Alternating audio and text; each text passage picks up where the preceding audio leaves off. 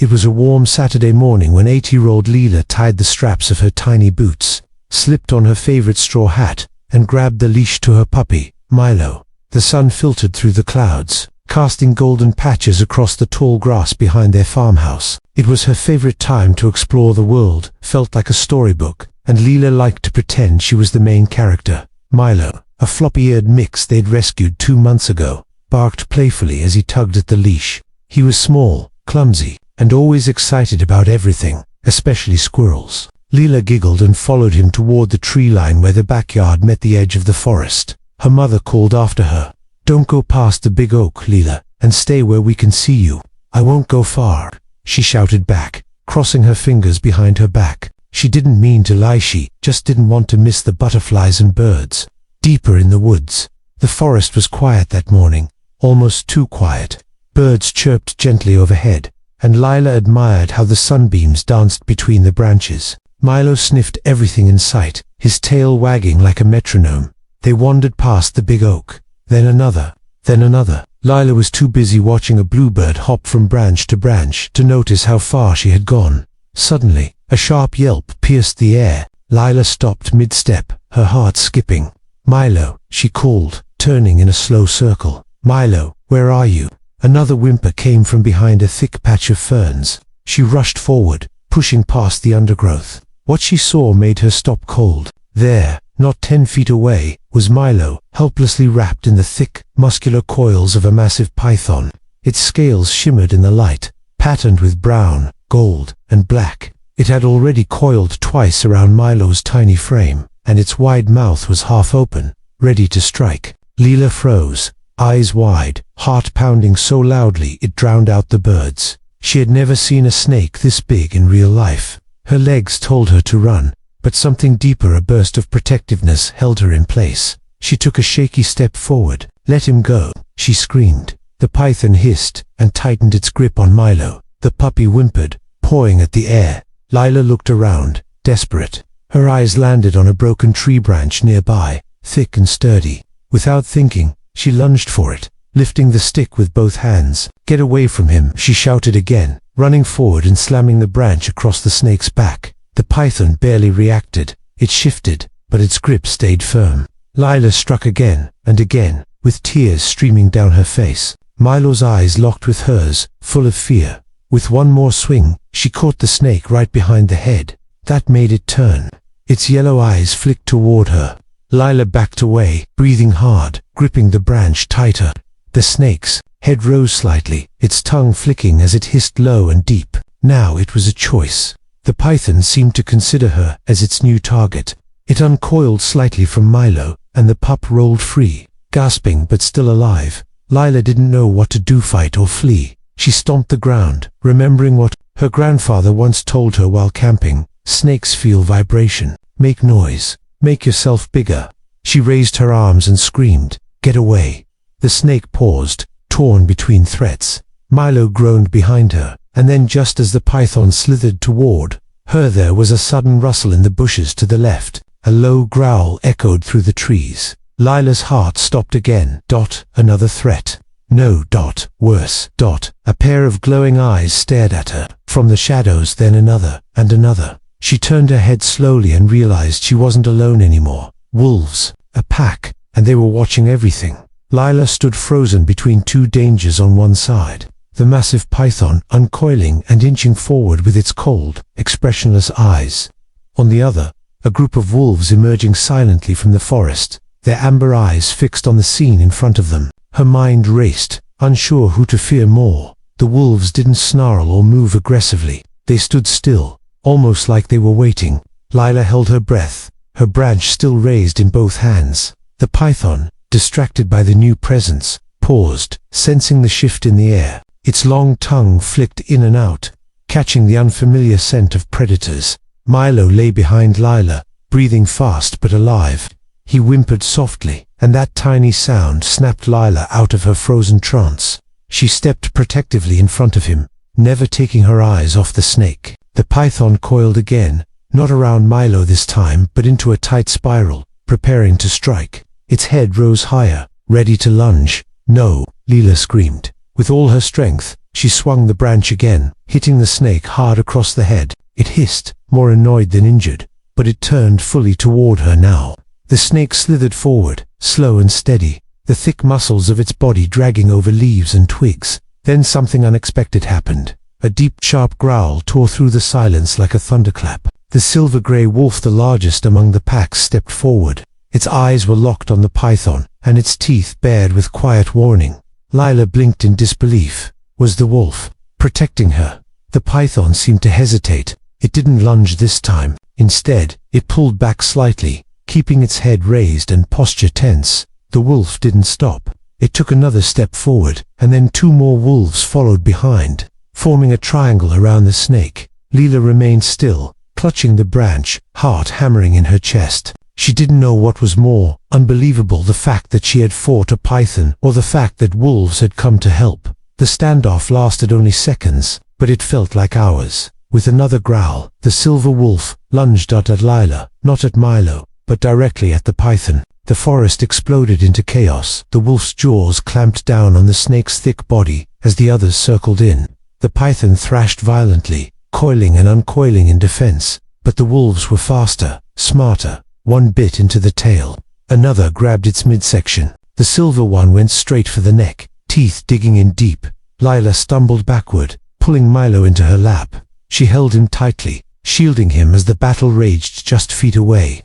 Branches cracked, leaves flew, and snarls filled the air. The python tried to retreat, but the wolves wouldn't let it. They worked together like a single organism, striking, retreating, circling. The snake's strength began to fail it, couldn't match the coordination and fury of the pack. In one final, desperate move, the python flailed toward Lila's direction. She screamed and backed away, but before the snake could get close, the silver wolf launched again and locked its jaws behind the snake's head. The python let out a chilling hiss, then went still. The forest went quiet again. The wolves stood around the snake's lifeless body, breathing heavily, their coats stained with dirt and blood. The silver wolf stepped back first and turned to Lila. It tilted its head slightly, ears alert, eyes locked onto hers, not with aggression, but something else, recognition. Lila stared back, too stunned to move. She didn't know what to say. She didn't even know what she was feeling. The silver wolf walked slowly toward her. Milo stirred in her lap, letting out a soft whine, but didn't struggle. Lila braced herself, but the wolf did not growl. It lowered its head and gently sniffed Milo. The silver wolf's nose gently brushed against Milo's fur. Lila held her breath, unsure of what the animal was going to do. But the wolf didn't bite, growl, or snap. It simply sniffed the puppy with a strange, almost thoughtful stillness. It was checking if he was okay. Milo whimpered softly and opened one eye, too weak to move. The wolf gave a quiet snort, then looked back at Lila. There was something in its eyes, something ancient and intelligent, not just wild instinct. It studied her face for a moment, then gave a single, slow blink. Lila blinked back, unsure if she was dreaming. Her arms trembled from holding Milo so tightly, but she didn't dare move. Behind the silver wolf, the rest of the pack stood watchful and still. They hadn't moved since the battle ended. Their eyes flicked between her, the snake, and the alpha. None of them growled or showed signs of attack. It was as if the forest itself had decided there would be peace for now. The silver wolf took one final look at Milo, then turned toward the others. A soft whine escaped its throat, almost like a whisper. In response, the wolves shifted slightly, forming a loose semicircle around the snake's body. One nudged the coils with its snout, then stepped back. Another circled the edge of the small clearing, keeping watch. Lila tried to process what was happening. She knew wolves were wild predators. Everything she'd ever learned about them in school warned her to stay far away. But these wolves weren't behaving like the ones in her textbooks. They hadn't hurt her. They hadn't hurt Milo. They'd fought the python and won, and they were letting her live, still kneeling in the dirt. Lila gently pulled Milo closer and whispered, "It's okay now. They helped us." Her voice was shaky, and tears rolled down her cheeks, some from fear, some from relief. Milo wagged his tail faintly. Suddenly, the silver wolf raised its head high and let out a long, low howl. The sound echoed through the trees like a forgotten song. It wasn't loud or angry, it was haunting, beautiful, and full of meaning. The other wolves joined in, howling in harmony. Leela felt the sound in her bones. It was the kind of sound that didn't just fill the forest, it belonged to it. Then, as quickly as they had appeared, the wolves began to move. One by one, they turned and disappeared into the shadows between the trees. No rushing, no fear, just calm, steady retreat. The silver wolf was the last to leave. It paused at the edge of the clearing and glanced over its shoulder at Leila. One final time, Leila met its gaze and whispered, "Thank you." The wolf dipped its head slightly, then stepped into the brush and was gone. Only silence remained. Leila sat there for a long moment, still holding Milo and staring at the spot where the wolves had vanished. The forest around her slowly returned to life. Birds chirped again. A breeze rustled the leaves above. Somewhere far off, a woodpecker tapped at a tree. She looked down at Milo. He was breathing better now, though he still looked weak. "We have to get home," she whispered. Carefully, she stood, cradling him in her arms. Her legs were sore, her knees scraped, and her shirt was covered in dirt and leaves. But none of that mattered. She had her puppy. She had survived, and she had witnessed something she couldn't explain, something wild and sacred. Leela glanced back once more. The python's crushed body lay where the wolves had left it, a grim reminder of what had almost happened. She turned and started walking back through the woods, every rustle and snap of a twig behind her making her jump. But deep down she knew she wasn't alone, not anymore.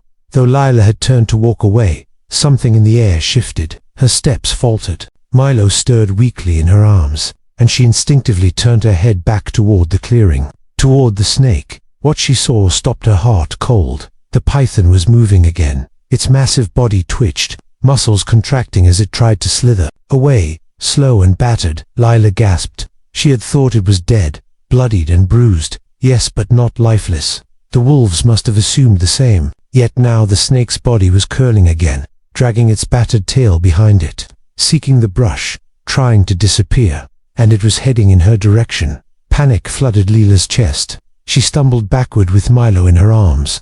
The branch she had used earlier was too far to reach now. The wolves had gone. The snake had returned. She was too far from home, too tired to scream. But then an unmistakable growl rumbled through the trees. From the left side of the clearing, the silver wolf burst out of the shadows like a flash of lightning. It hadn't gone far after all. Leila's eyes widened in disbelief. Had it been watching her? The python reared up as much as its damaged body could manage, ready to strike again, but it was too late. The silver wolf launched at the snake with unrelenting force, clamping down on its body near the head. The python writhed and whipped its tail violently. But the wolf held firm, and, in seconds, the rest of the pack returned. They erupted into the clearing from every side, responding to the alpha's lead without hesitation. The growls and snaps of their jaws filled the air as they tore into the snake with fierce precision. Leila backed away into the safety of a tree trunk and watched in awe. It wasn't just a fight, it was a coordinated defense. The snake had no chance this time. One wolf bit into the tail and pulled backward, pinning the python to the ground. Another leapt over a fallen log to grab the midsection, shaking its head violently. The silver wolf bit down just behind the snake's head, locking its jaws and refusing to let go.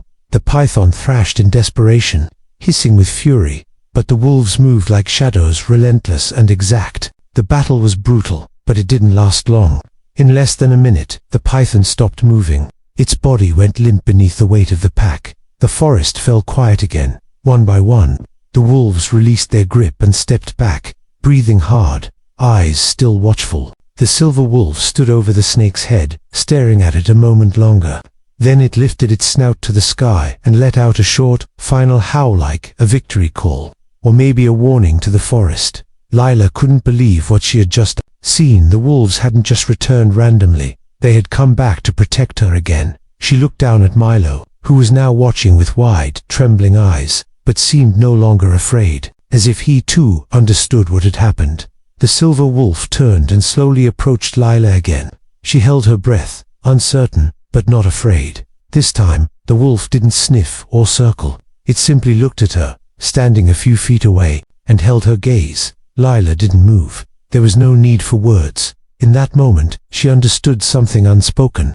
The wolves weren't just predators. They were guardians of the forest, of balance, and somehow, for reasons she'd never fully understand, of her. The silver wolf gave one short huff, then turned back to the pack. With the snake now still and the threat removed, the wolves slowly began to disperse once more. The silver one remained. Last, as always, it looked at Lila one final time, then silently melted into the trees. And this time, Lila didn't feel afraid when they were gone. She felt protected. The forest seemed different now, quiet, but not in a scary way. It felt like everything had taken a breath and was slowly exhaling. Lila stood there for a long moment, holding Milo, trying to make sense of everything. The threat was over. The python defeated. The wolves had vanished into the shadows again, but something still tugged at her thoughts. She turned to leave, her arms tightening gently around the weak puppy, but the softest rustle behind her made her stop. She looked over. Her shoulder, the silver wolf, hadn't gone. It stood just beyond a cluster of ferns, watching her, silent and still. This time, it stepped forward not quickly or threateningly, but with an air of quiet purpose. Its fur shimmered in the scattered sunlight, and its golden eyes held something deeper than animal instinct. Lila felt no fear. Somehow, she knew, this creature wouldn't hurt her. Milo whimpered quietly, his head resting against her chest. The silver wolf's ears perked up, and it took one more step forward, now close enough that Lila could hear its soft, steady breathing. She didn't move. Then, gently, the wolf lowered its head and nudged Milo with its nose. Lila's breath caught in her throat. It was as if the wolf was checking on him. Milo blinked, barely lifting his head, and gave the tiniest wag of his tail. The moment felt unreal, like a scene from a dream too impossible to be true, yet too real to be anything else. For a few seconds, the wolf simply stood there, watching her, then slowly turned its head and scanned the woods behind them, as if making sure everything was safe. When it looked back at Lila, she found herself whispering without thinking, "You helped us. Thank you." She didn't expect a response, but the wolf tilted its head slightly and gave a soft, almost imperceptible sound, not a growl or a bark, more like a quiet breath. Then, very slowly, it stepped away.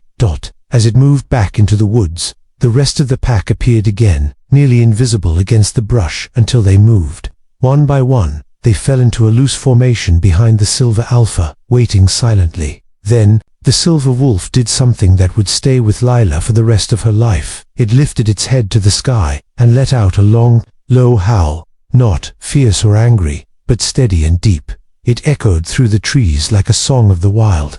The other wolves joined in, creating a haunting chorus that vibrated through the forest floor. It wasn't a threat. It felt more like a message. When the howling stopped, the pack turned and vanished into the undergrowth, their paws silent, their presence already fading like a mist at dawn. Lila stood in stunned silence. She looked down at Milo, who was calm now. His breathing had evened out. His body still trembled, but there was no panic in his eyes. He had heard it too, felt it. Whatever that moment was, it hadn't just been about her. It had been about all of them. Nature, danger, survival, and something else. Respect. Lila looked back once more. The forest seemed unchanged, but she knew better. Somewhere deep, among the trees, a pack of wolves had watched over her. Not out of instinct, not out of hunger, but something greater, something sacred. She adjusted Milo in her arms and began walking toward home. The way back felt shorter now, even though her legs were tired. Birds returned to the branches above, and the scent of damp earth reminded her she was safe. She didn't look back again. She didn't need to, because something deep inside her knew that she wasn't just walking out of the woods. She was walking away from a moment that would become a part of her forever. By the time Lila reached the edge of the forest, her legs were shaking. Her arms, though aching from holding Milo so tightly, refused to let go. The sun had moved far across the sky, casting long shadows over the field that separated the woods from her family's farmhouse. She stepped into the clearing, dirt-streaked, covered in leaves, her straw hat long gone. Her mother, who had been hanging laundry on the line, looked up and dropped everything. "Lila," she screamed, sprinting across the field with her apron flying behind her. Within seconds, both her parents had rushed to her side. Her father carefully lifted Milo from her arms, while her mother cupped Lila's face, eyes wide with shock and fear. "What happened? What on earth happened to you?" Lila tried to answer, but her voice cracked. Tears burst out of her like a flood. She cried hard, not just from fear, but from relief. Milo was alive, she was safe, and something inside her had changed forever. Her parents carried her and Milo inside. They laid the puppy gently on a soft towel in the living room, while her mother cleaned Lila's scraped knees and bruised arms. Her father inspected the torn pieces of her shirt and the strange muddy pattern on her boots. They asked questions, so many questions, but Lila could barely speak between sniffles. Finally, after sipping warm milk and clutching her favorite blanket, she told them everything. From the moment she followed Milo into the woods, to the terrifying sight of the python, the fight, and most unbelievably the wolves. At first, her parents exchanged looks. Concern, disbelief, and confusion flickered in their expressions. Wolves, her father asked cautiously. Are you sure? Yes, Lila whispered. There were so many, but they didn't hurt me. They helped me. Her mother wrapped her arms around her again. Sweetheart, maybe you were scared and confused. Sometimes our minds are not confused, Lila cried. They fought the snake. They came back when it tried to attack me again. There was a long silence. Then her father stood up, walked to the kitchen phone, and called the local forest ranger. Within the hour, Ranger Emmett arrived, a tall man with a beard and worn boots, smelling faintly of pine. He listened carefully as Lila recounted her story again, this time more calmly. She's not making it up, her father said. There are claw marks on her. Her dog was nearly strangled, and she said the wolves killed a python in the woods. Python, Emmett repeated. We don't normally have snakes that size in this region. I know what I saw, Lila said firmly. Emmett nodded slowly. Then let's find out. The next morning, he took Lila and her father back to the edge of the forest. Guided by memory, Lila pointed the way through the trees. She recognized the ferns, the stump she'd tripped on, and finally the clearing. There, just as she remembered, lay the battered body of the python. Emmett crouched beside it, his face grim. It's real, he said quietly, and it's been attacked. These are wolf bite marks, deep ones. Lila felt a strange mix of pride and wonder. Emmett stood, scanning the surrounding area. There are wolf tracks everywhere. But the odd thing is, he knelt and touched one print. They circled it, strategically. That's not normal pack hunting behavior for snakes. Wolves usually don't even bother with them. Why would they? Her father asked. The ranger looked at Lila for a long moment, as if trying to solve a riddle. That's what I want to find out. As they left the forest, news of Lila's story began to spread. Neighbors whispered about the brave girl and her strange protectors. People were shocked, fascinated, and curious, but Lila didn't care about the attention. She was already thinking about something else, because deep in her heart, she felt the wolves hadn't just appeared for her by accident. They had chosen her. Within days, Lila's story had spread far beyond the quiet countryside. It started with a small article in the local newspaper, titled "Brave Girl Rescued Puppy from Giant Snake Wolves May Have Helped." At first, readers thought it was a sweet, slightly exaggerated story until Ranger Emmett confirmed the python's carcass, complete with claw and bite marks matching a wolf pack. Then came the TV crews. Journalists from nearby cities arrived, cameras and microphones in hand, eager to interview the little forest hero. Lila's parents hesitated at first, but finally agreed to let her speak, under their close watch.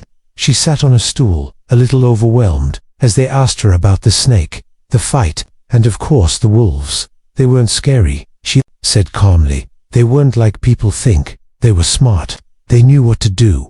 I think they wanted to help me. Her words went viral. Social media lit up with debate. Wildlife experts gave their opinions on talk shows.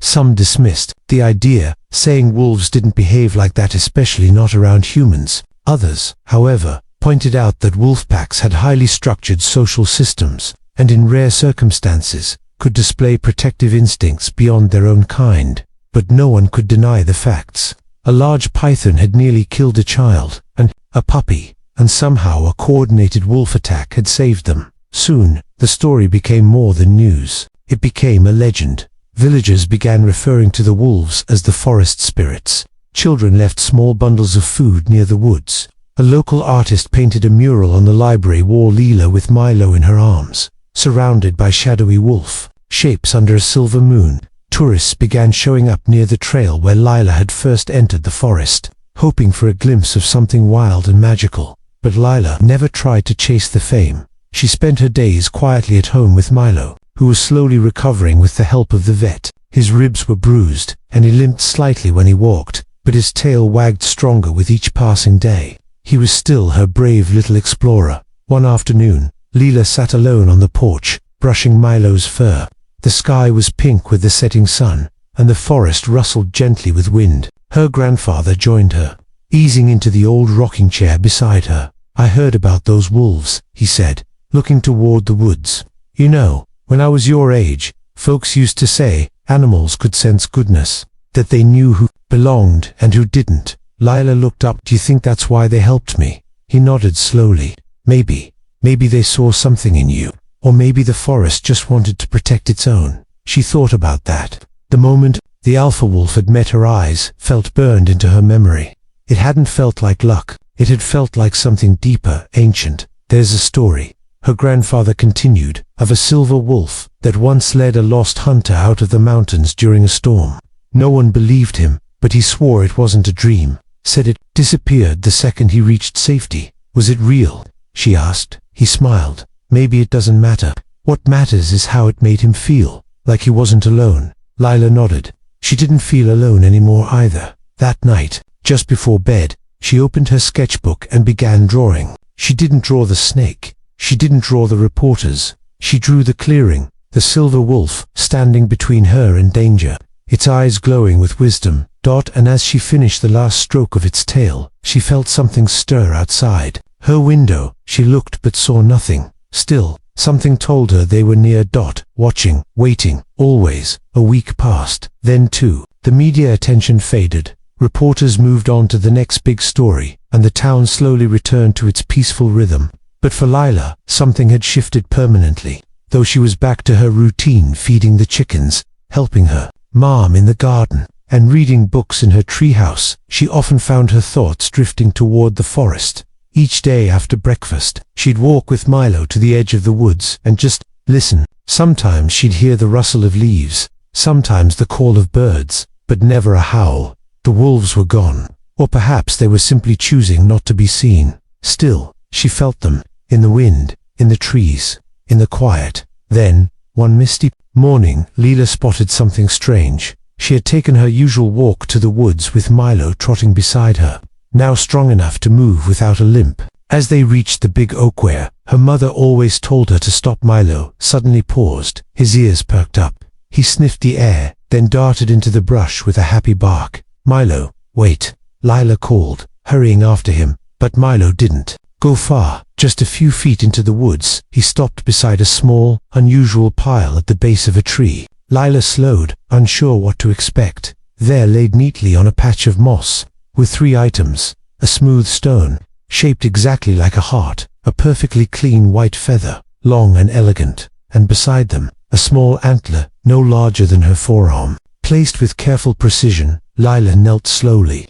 These weren't random forest debris. There were no footprints around them, no signs of animal scratching or wind disturbance. It was as if someone or something had set them there deliberately. She reached out and picked up the heart-shaped stone. It was warm from the morning sun and fit perfectly in her palm. The feather was soft and without blemish, and the antler delicate, clean and curved like a crescent moon, looked like it had been placed there as an offering or a gift. Milo wagged his tail beside her, then looked up toward the trees, his ears twitching.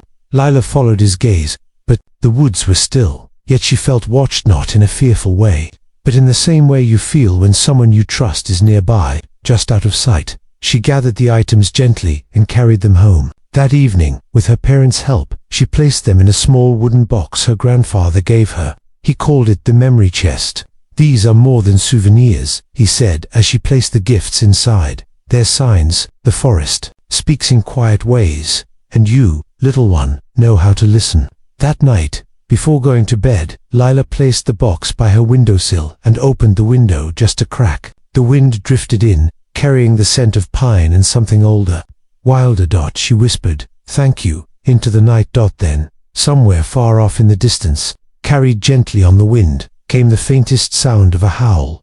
Leela smiled, tucked herself under her blanket, and closed her eyes. From that night on, the forest never felt the same again. She returned often, always respectful, always with Milo at her side. She never saw the wolves again, not directly, but sometimes she'd find strange footprints near her path, or hear a soft growl that came from nowhere, and each time she did, her heart would warm, because she knew they were there, not as monsters, not as myths, but as protectors, wild, wise, and waiting. And in the middle of it all, a little girl with a brave heart, a loyal puppy, and a story no one would ever forget.